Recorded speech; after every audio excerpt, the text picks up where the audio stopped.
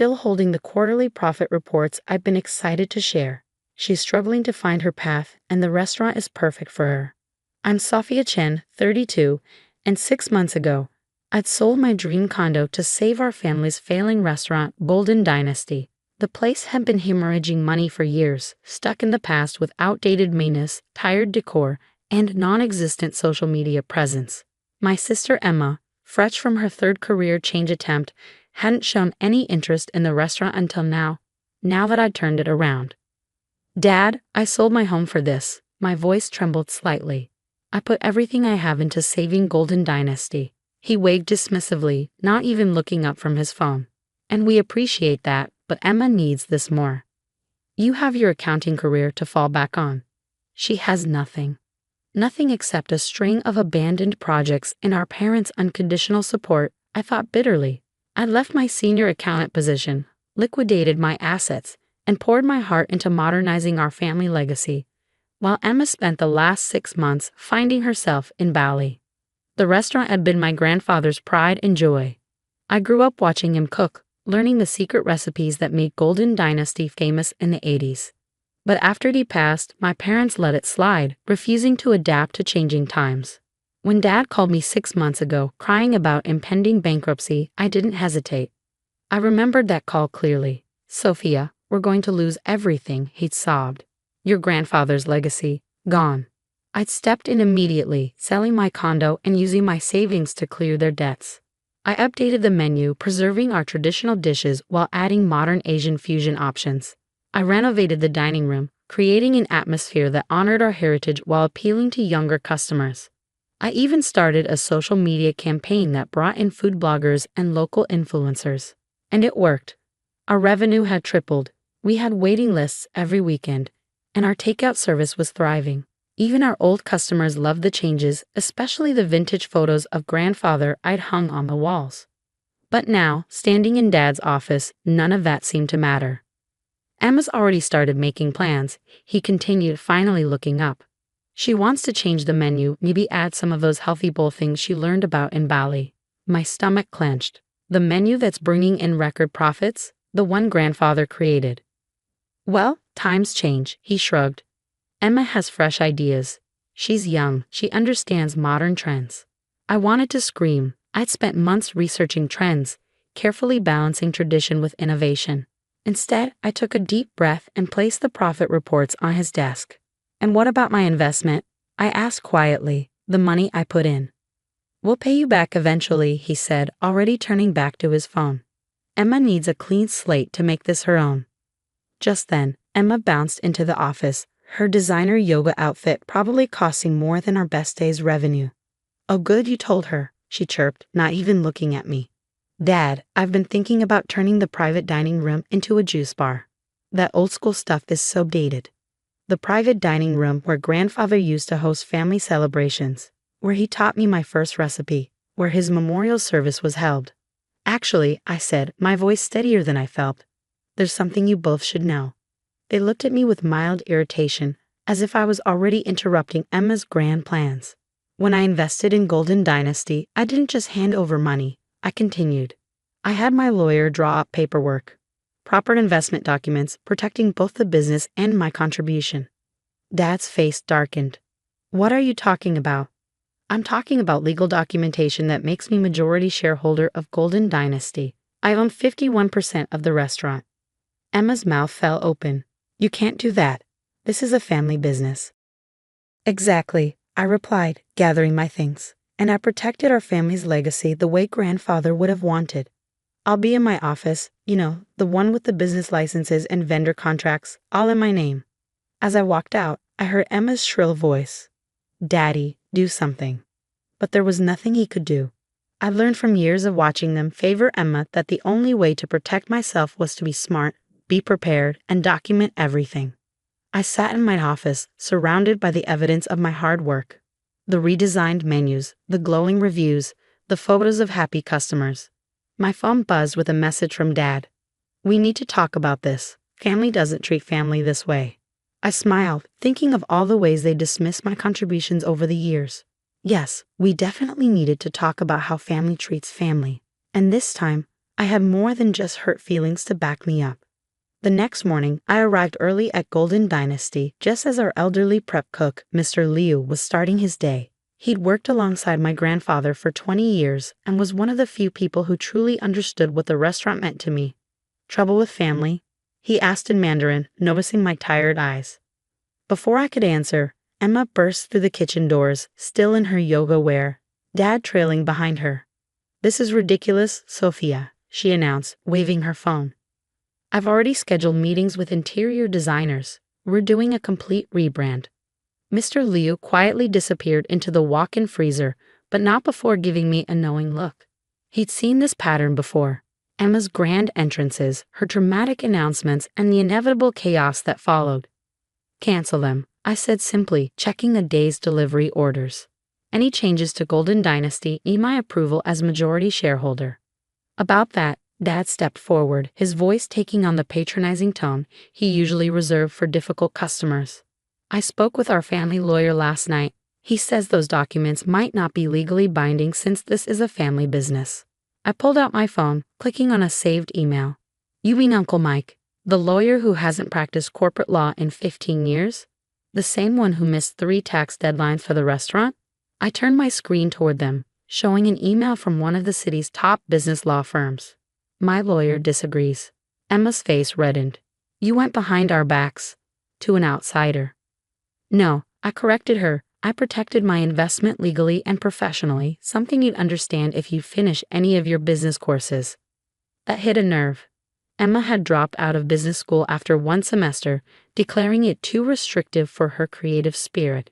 Our parents had supported her decision, just as they'd supported her failed yoga studio, her abandoned food blog, and her 3-month stint as a lifestyle coach. "Mom always said you were jealous of me," Emma spat, tears forming in her eyes. "Just because I'm not boring and stuck up like you." "Enough," Dad interrupted.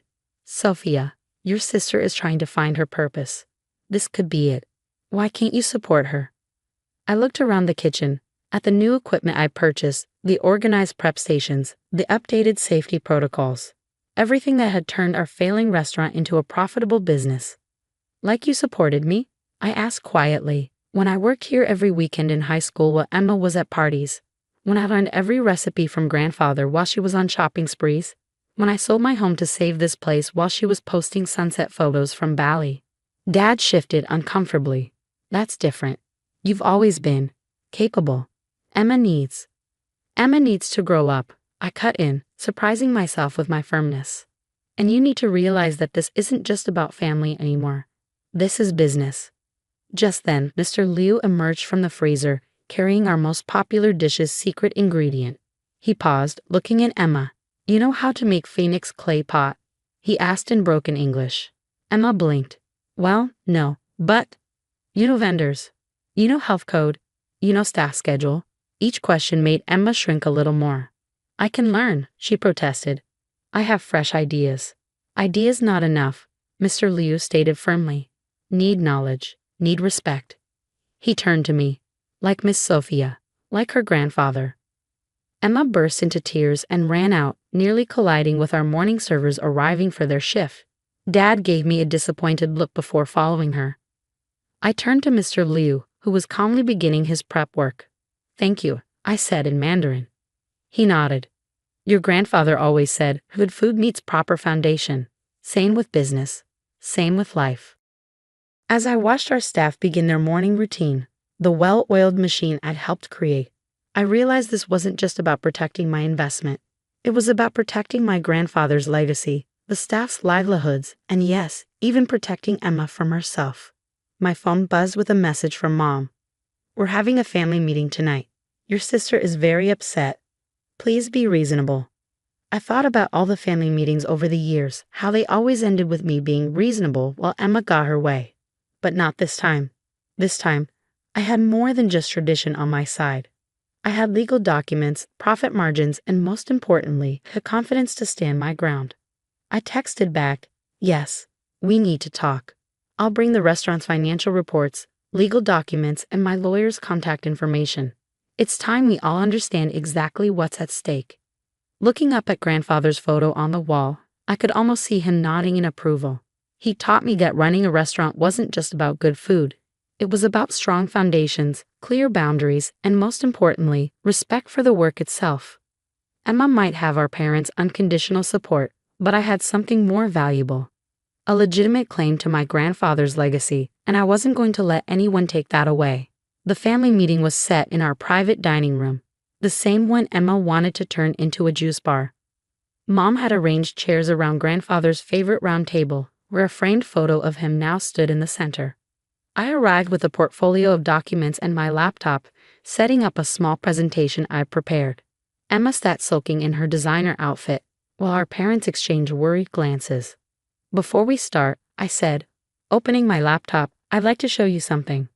I played a video compilation I'd made, customers sharing memories of Golden Dynasty, staff members talking about their jobs, and old clips of grandfather cooking. The final shot was from last week's busy Saturday night, showing our packed dining room full of happy families.